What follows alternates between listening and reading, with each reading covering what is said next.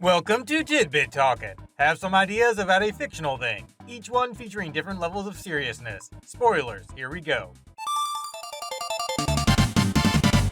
Kirby sometimes likes to dwell upon how earlier adventures would have gone with newer powers. Hence this copy having remake action and all directly consequential things like downing da-da-da much easier. Perfect Pink Pounder doesn't realize how much his health sharing looks like making out because he lacks a traditionally functioning mouth and throat.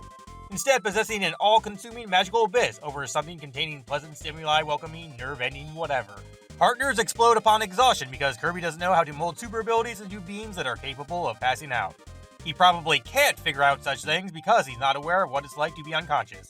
Since, well, that's just how being knocked out works. This is simply some harmless in-universe sporty game hoopla created to distract Mr. Great King so he doesn't get the urge to steal everybody's food again. Captain Happy Puncher's enhanced capabilities, what with the multiple moves, ability to create kinda clones, and hats, all manifested from his innate desire to look as cool as that other well-caped sword-loving species member he recently met on a previous adventure. Stronger enemies blow up somewhat quicker now to deprive Kirby the joy of absconding with their precious essences. Skill-supplying statues show up in levels more often these days because those museums were running out of spaces and construction folks didn't want to build too many extra facilities. Persistent Puff Pal isn't aware of the word attack. He only thinks of combat as eat and get rid of thing that one cannot eat. Also, that thing got here while some shows were experimenting with dimension-crossing tech so they could reach dark ether. Same for everything else, like what's supposedly Indy's whip. The assorted color cartoon hearts are named after the seasons because those shades represent how Kirby feels while chowing down under different weather conditions. This helmet lamp deal is just regular headgear standardly capped in these cards. Popstar's hero prioritizes safety after all. Also, he doesn't really want dirt getting in his mouth.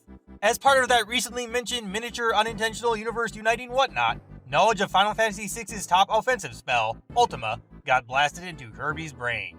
Copy is its own separate ability because this version doesn't involve any sort of magical metabolism malarkey. Thus it works when mystical upset stomach action is going on.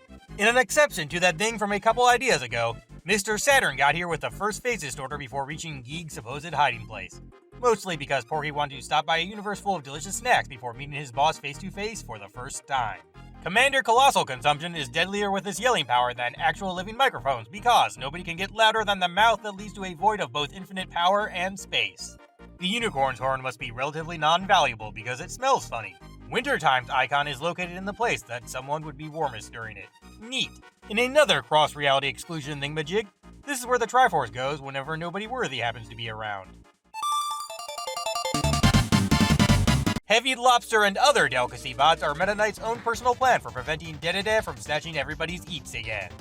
Unlike the young Kirby, his grown-up tastes prefer finer dining options over sweets and other typically fun junk stuff. Precision Pulverizing Protagonist doesn't manifest a skull-covering deal because he has an overwhelming fear of it coming out like the dumb thing that Royal Penguin Eagle fellow wears. Only one part of these twin cannons gets damaged because that's where the power source is.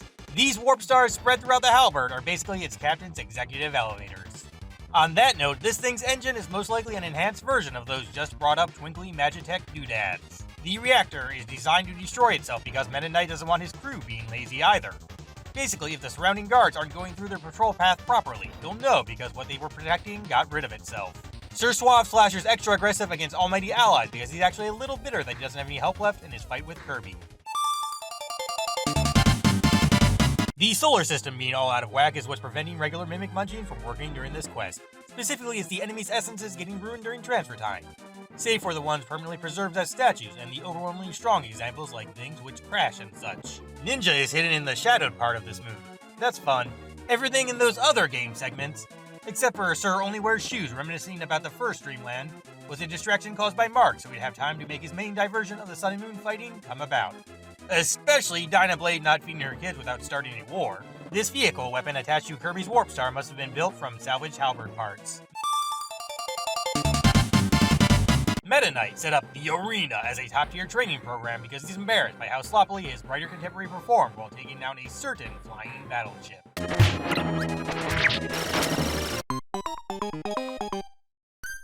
Endings are a pain, but all of you are fantastic. See ya.